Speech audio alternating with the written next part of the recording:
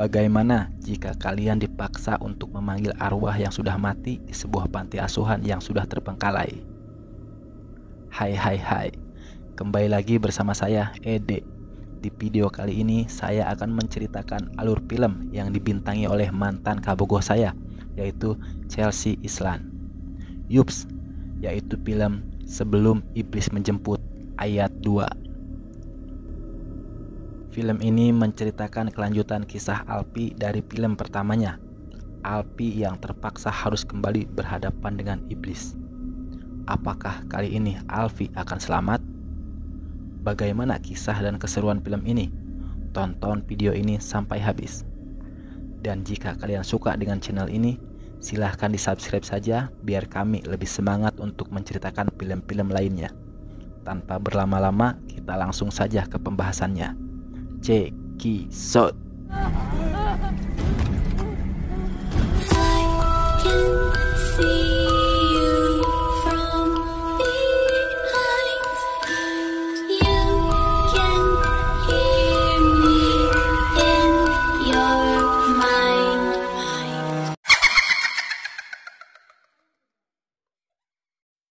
Film ini diawali dengan memperlihatkan seorang perempuan yang bernama Dewi yang sedang mengunjungi teman pantinya waktu kecil yang bernama Gadis. Gadis terus-menerus ketakutan dan mengaku jika ia selalu diganggu dan disiksa oleh sosok jahat yang sejak dulu sering meneror anak-anak panti. Namun Dewi tidak percaya dan mengatakan jika sosok tersebut sudah lama mati. Melihat keadaan Gadis yang memprihatinkan, Dewi memutuskan untuk menginap di rumah Gadis. Malam ini gue nginep Gadis. Di tengah malam, Dewi yang tidak bisa tidur ditelepon oleh Budi. Dewi menceritakan keadaan Gadis yang memprihatinkan itu. Setelah menelpon, Dewi melihat sobekan koran yang memuat berita atas kematian keluarga Lesmana di film awal. Dan Dewi pun melihat hal yang aneh di rumah Gadis.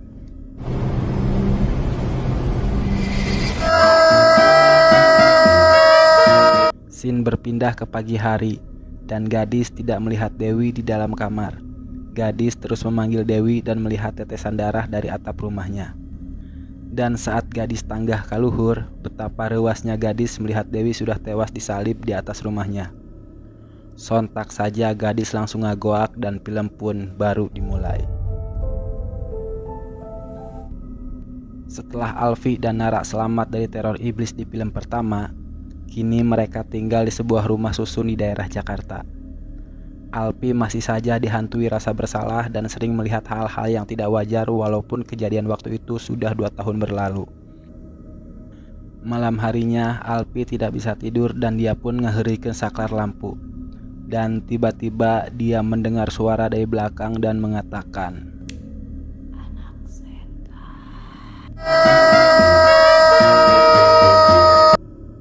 Pagi harinya tiba-tiba ada 4 orang yang berpakaian seperti maling ada di kamarnya. Alpi segera teringat akan keselamatan Nara dan mencoba fighting dengan 4 orang tersebut. Dan so pasti Alpi eleh karena lawannya tidak seimbang. Hiji lawan 4 mah moal menang we lamun gitu mah.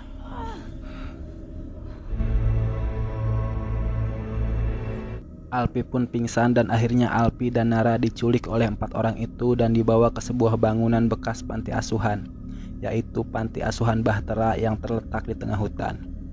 Dan ternyata mereka yang telah menculik Alpi dan Nara adalah anak-anak yang dulu tinggal di panti asuhan itu. Jumlah anak-anak itu ada 6 orang, antara lain Jenar, Leo, Budi, Kristi, Marta, dan Gadis. Setelah Alpi siuman, Jenar menceritakan kalau panti ini dulunya milik Pak Ayub dan istrinya yang tidak bisa memiliki anak. Awalnya suasana panti ini dipenuhi dengan kehangatan dan kasih sayang. Tapi semuanya berubah setelah istri Pak Ayub meninggal dunia. Panti ini pun berubah menjadi tempat yang mengerikan. Saat itu ada 7 anak yang belum beruntung diangkat menjadi keluarga. Sampai beberapa tahun berlalu, mereka semakin dewasa dan mereka masih di sini. Disitulah mereka sadar, tidak semua orang dewasa berniat untuk melindungi mereka. Orang yang mereka anggap sebagai ayah sendiri menjadi sosok yang membuat masa kecil mereka bagai neraka. Jika ada yang berani melawan, mereka akan dikunci di dapur tanpa makan, tanpa minum, dan tanpa lampu. Setelah itu panti pun ditutup karena kebakaran dan Pak Ayub tewas terbakar. Mereka bertujuh pun berpisah dan menjalani hidup masing-masing. Mereka pun berjanji tidak akan saling melupakan satu sama lain. Kalau kalian yang ngebunuh si pengasuh itu. Dan ternyata Alpi tahu kalau Pak Ayub dibunuh oleh mereka. Mereka panik karena takut dilaporkan ke pihak berwajib. Namun Alpi dengan santai mengatakan tenang aja, karena sekarang mereka sedang berhadapan dengan orang yang telah membakar kakak tirinya sendiri.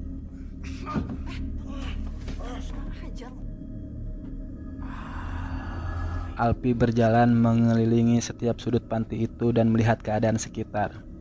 Alpi pun masuk ke kamar Pak Ayub dan melihat ada ruang bawah tanah. Saat Alpi melihat ke bawah, ujug-ujug ada sosok jurik guru yang langsung nenggar si Alpi sampai ngagulitik. Alpi pun langsung lompat dan nyamperkan mereka yang sedang bersama Nara. Mereka semua berkumpul dan berunding untuk membahas hal yang sangat urgent. Jenar merasa kalau Pak Ayub baik lagi dari kematiannya dan akan membunuh mereka semua. Dan salah satu dari mereka yaitu Dewi sudah tewas dibunuh oleh hantu Pak Ayub. Dan akhirnya gadis memberitahu jika ada seseorang yang pernah melapor ke polisi jika ia selamat dari teror iblis dan orang tersebut adalah Alpi. Maka dari itu mereka meminta bantuan Alpi untuk mengusir sosok Pak Ayub yang selalu mengganggu mereka. Gue sama Nara mau cepet pulang nih. Alpi menolak karena dia tidak mau berhubungan lagi dengan iblis. Tapi Alpi juga bingung dia mau pulang kemana karena tempat itu berada di tengah hutan. Daek te daek si Alpi kudu ngebantuan mereka semua. Tapi Kristi masih tidak percaya dengan hal-hal mistis dan tidak mau melakukan ritual macam ini. Bukan karena gue gak percaya, berarti gue gak berduka ya? Mereka pun memberikan kitab iblis itu kepada Alpi. Alpi mengambil kitab itu baring ngadereg-deg dan betapa ruasnya dia melihat kitab itu dan langsung muntah. Alpi pun bertanya pada mereka dari mana mereka dapat kitab itu. Budi menjawab jika dulu dia melihat ada seorang perempuan berjubah putih dan memberikan kitab itu kepada Pak Ayub. Perempuan itu adalah perempuan yang ada di film pertama yang membantu ayahnya Alpi untuk bersekutu dengan iblis. Dari sini kita bisa tahu kalau Pak Ayub ternyata telah bersekutu dengan iblis untuk membangkitkan istrinya yang telah meninggoy. Dan pastinya Pak Ayub membutuhkan tumbal untuk melakukan ritual tersebut. HP nggak bisa dipakai di sini. Karena di panti ini gak ada sinyal, Budi memberitahu Alpi bahwa mereka menggunakan HT untuk berkomunikasi jarak jauh.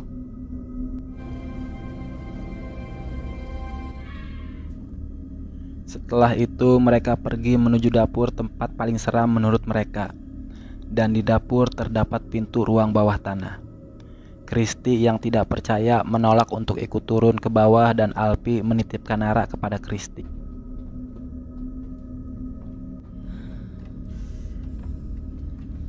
Akhirnya mereka semua turun ke bawah dan akan melakukan ritual.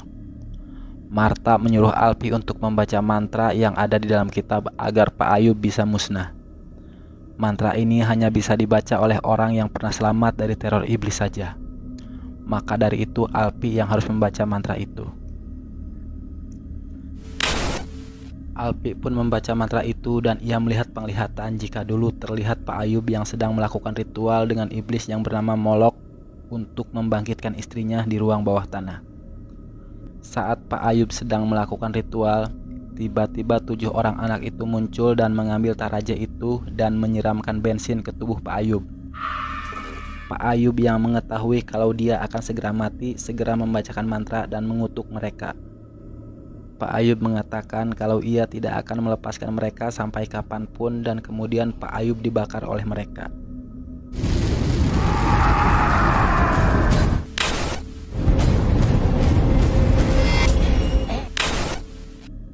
Setelah melihat penglihatan itu, Alpi pun langsung salatri alias pingsan.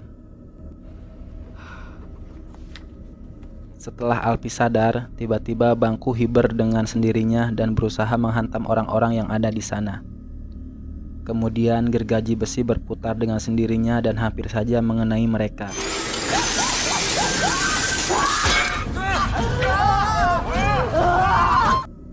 Si Situasi semakin mencekam ketika Jenar yang berada di pojok ruangan dicekik oleh Pak Ayub dan hulunya didagor-dagorkan ke bawah hingga Jenar tewas.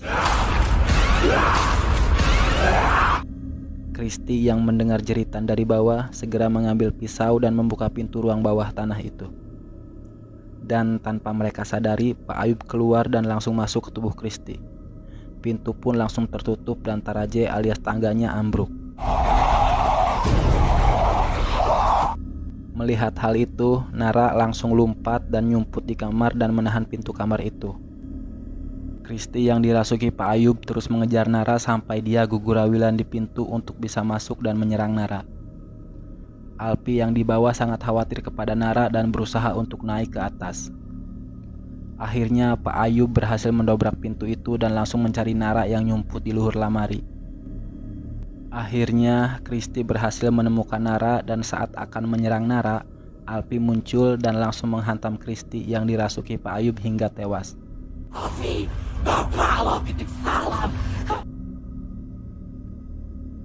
Setelah kejadian itu, Alpi menyarankan mereka untuk tidak turun ke bawah lagi dan menyuruh Budi dan Leo untuk menutup pintunya rapat-rapat. Alpi pun melihat kitab iblis itu yang sedang dipegang oleh gadis dan kemudian Alpi menuju ke arah Marta. Alpi sangat marah kepada Marta kenapa semuanya menjadi seperti ini. Mantra tersebut bukan menghilangkan kutukan, tapi malah ngahudangkeun Pak Ayub. Marta menjawab jika itu memang benar-benar bisa menghilangkan kutukan Pak Ayub dan ia tidak tahu apa-apa. Akhirnya Alpi memutuskan untuk pulang dan Budi akan mengantar Alpi karena ini bukan masalah Alpi, tapi ini masalah mereka. Dan tidak seharusnya Alpi dipaksa masuk ke dalam masalah ini. Saat akan pergi, ternyata kabel mobilnya putus sehingga mobil tidak bisa jalan. Saat Budi mencoba meminta bantuan untuk memperbaiki mobil, tiba-tiba Alpi diganggu oleh Pak Ayub sampai Alpi pingsan. Di dalam mimpinya, Alpi diganggu oleh iblis itu yang menyerupai keluarganya di film pertama. Iblis itu juga memegang tangan Alpi hingga mengalami luka bakar. Dan luka itu pun masih ada ketika Alpi sudah sadar. Alpi mengatakan jika Ayub tidak akan pernah melepaskan mereka semua. Budi pun mengatakan kalau kabel mobil yang putus tadi sepertinya bukan ulah Pak Ayub. Potongan kabel itu seperti potongan bekas manusia. Alpi pun menyuruh semuanya untuk berkumpul dan akan memastikan siapa yang telah berkhianat di antara mereka. Di sisi lain, Marta mengatakan kalau dia bukan yang memotong kabel. Budi pun menyuruh Leo untuk mencari gadis karena mereka sekarang harus bersama-sama. Saat sedang mencari gadis, tiba-tiba Leo dijorongkan ke dapur dan ternyata itu adalah ulah gadis. Gadis pun mengunci Leo di jero dapur dan di jero dapur Leo diganggu oleh sosok pocong yang ngarangsot. Dan akhirnya Leo tewas dengan muka yang hancur.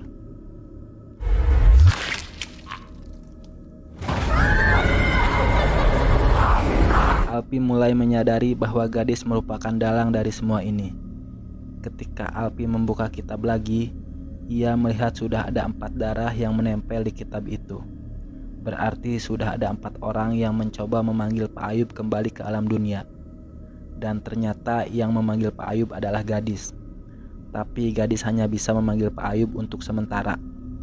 Dan yang bisa membangkitkan Pak Ayub sepenuhnya adalah Alpi, karena Alpi pernah lolos dari teror iblis tersebut.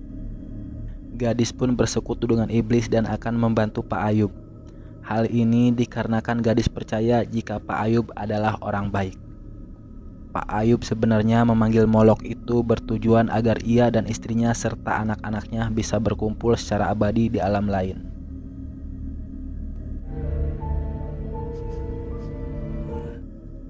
Tapi gadis marah kenapa mereka semua membunuh Pak Ayub.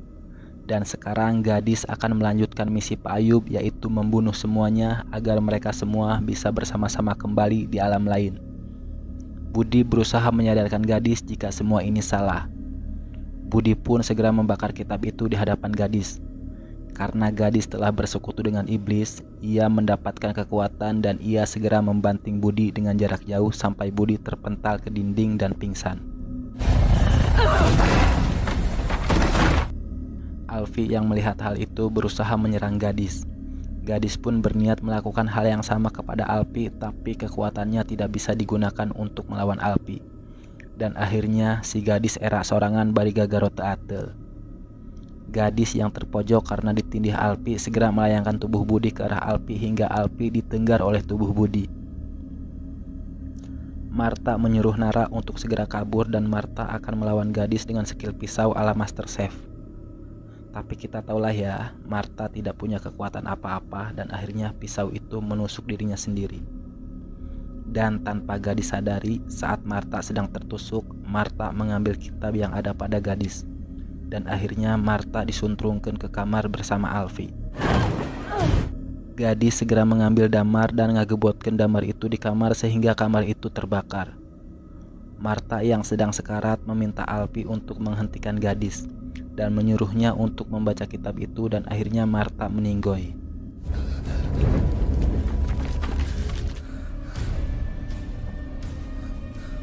Sementara itu, Nara yang sedang bersembunyi terus dikejar oleh gadis.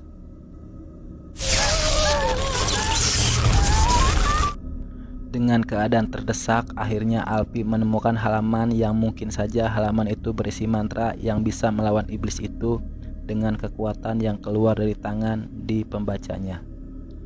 Dan benar saja, setelah Alfie membaca mantra itu, tangan Alfie berubah hitam dan bisa mengeluarkan kekuatan untuk melawan iblis. Seperti Scarlet Witch ya pemirsa.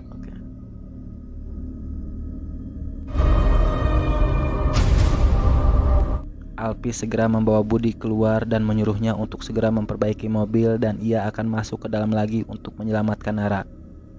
Adegan ini mirip di film Evil Dead, oke? Usahain. Nara. Saat sedang mencari Nara, Alfie menemukan beberapa kejanggalan dan terus saja Alfie diganggu oleh iblis itu. Dan akhirnya Alfie bisa menemukan Nara dengan selamat. Dan mereka harus kembali berhadapan dengan gadis yang sudah dirasuki oleh iblis. Alfie menyuruh Nara untuk lari bersembunyi sementara Alfie akan melawan iblis itu. Alfie terus diserang oleh gadis sampai dia terpental jauh di awang-awang. Saat situasi Alfie terpojok, Alfie menyuruh Nara untuk lari ke tangga saat Alfie akan menyerang gadis. Alfie pun menggunakan kekuatan tangannya untuk melawan gadis dengan menggerakkan gergaji besi sampai menancap di kepala gadis. Kemudian Alfie dan Nara lompat keluar tapi gadis masih hirup keneh dan mengejar mereka. Tanpa babi Budi yang melihat hal itu langsung tancap gas dan menabrak gadis dengan mobil. Akhirnya gadis tewas seketika tapi teror belum berakhir. Tiba-tiba Pak Ayub keluar dari perut gadis dan langsung masuk ke tubuh Alfie. Alfie yang tidak mau tubuhnya dikuasai oleh iblis itu sehingga Alfie memutuskan untuk menusuk dirinya sendiri sampai meninggoy. Di alam lain, Alfie bertemu dengan iblis yang bernama Molok dan iblis tersebut mengatakan jika dulu ayahnya Alfie telah menyerahkan jiwa Alfie untuk dirinya, sehingga Alfie tidak boleh mati oleh orang lain. Iblis itu pun menusukkan jarinya ke jantung Alfie hingga akhirnya Alfie hidup kembali. Di akhir film mereka bertiga akhirnya selamat dan pergi dari tempat terkutuk itu dan film pun berakhir.